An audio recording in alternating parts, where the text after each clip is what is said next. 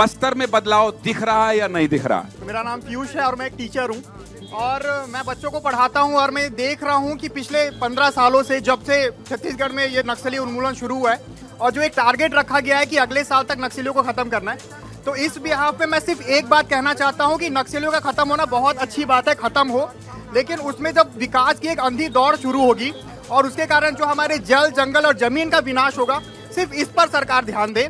क्योंकि एक बार अगर नक्सली खत्म भी हो जाएंगे तो उसके बाद जो यहाँ का जो दोहन शुरू होगा, जो जंगलों की कटाई शुरू होगी सर, क्योंकि हम विकास की अंधी दौर में अपना विनाश नहीं कर सकते, क्योंकि हमको अपने आने वाली पीढ़ियों के लिए एक अच्छा बस्तर छोड़ के जाना है जो हमारे पूर्वज हमारे। बहुत महत्वपूर्ण बात आप कह रहे हैं, लेकिन नक्सलवाद खत्म होना पहली प्रायोरिटी तो है। बिल्कुल प्रायोरिटी है और मैं इसके लिए बिल्कुल सरकार के साथ खड़ा हूं, क्योंकि मुझे पता है ये चीज होगा। क्योंकि जिस सरकार ने धारा 370 खत्म किया, जिस सरकार ने राम मंदिर बनाने का मार्ग प्रशस्त किया है और जिस सरकार ने इतने बड़े बड़े काम किए, उसके लिए ये काम बहुत छोटा काम है। मुझे लगता है कि अगर आपके पास दृढ़ निश्चय शक्ति है तो आप बिल्कुल इस काम को कर सकते हैं, जो कि हमारी केंद्र की सरकार के पास है। क्या नाम है आपका? पीयूष राय। पीयूष के लिए एक बार ताली बजाइए भाई।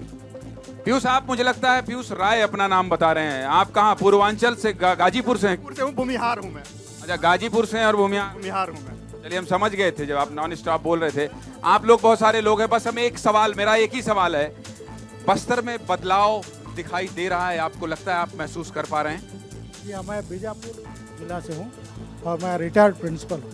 ये प्रिंसिपल साहब, आपने तो इस पूरे इलाके में जीवन गुजारा है। अभी जो एक माओवाद को खत्म करने का एक संकल्प है, उसको लेकर आप कुछ बदलाव महसूस कर रहे हैं, जिस तरह से सरकारों का मूवमेंट बढ़ा है? जी हाँ, मैं अभी देख रहा हूँ कि बीजापुर जैसे पिछड़े जिले में भी बहुत सारी सुविधा हो गई, पुल हो गए और रोड हो गए। उसी रोड पर हम बैलगाड़ी में जाते थे बचपन में। बैलगाड़ी में जाते? जी हाँ, और आज हम अपने कार में जाते हैं। ये बदलाव नहीं तो क्या? उस समय ये तो निश्चित है कि हम सही आइडेंटिफाई नक्सलियों का नहीं कर पा रहे मेरे ख्याल से आज भी।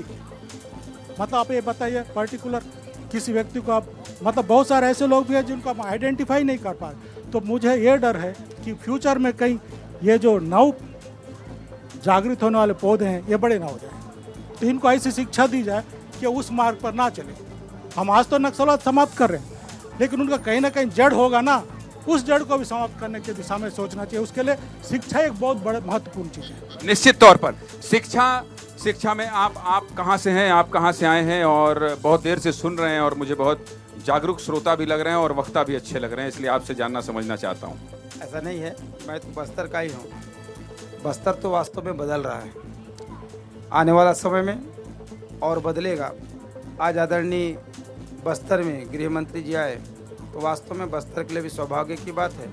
उन्होंने 31 मार्च 26 को 30 मार्च 2026, हाँ, नक्सलवाद खात्मा का उन्होंने चैलेंज करके गया है। आदरणीय अमित शाह जी को मैं धन्यवाद देता हूँ। साथ में छत्तीसगढ़ गृह मंत्री जी भी आए थे, उनको भी मैं धन्यवाद देता हूँ, जो इस बड़ा अभियान के रूप में बस्तर को आगे बढ़ाने के लिए, बस्तर को पूरा बदलने के लिए इन्होंने बीड़ा उठाया है।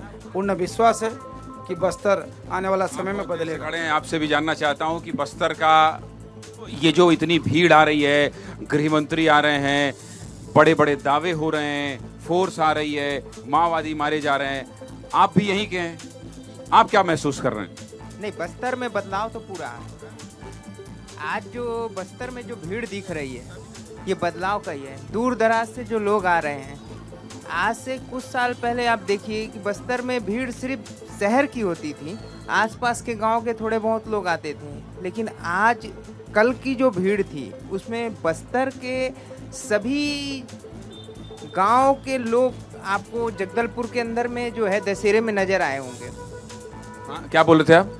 सभी गांव के लोग जो है बस्तर में आपको कल नजर आए होंगे। कल की जो भीड़ थी वो दर्शाती है कि बस्तर में बदलाव है।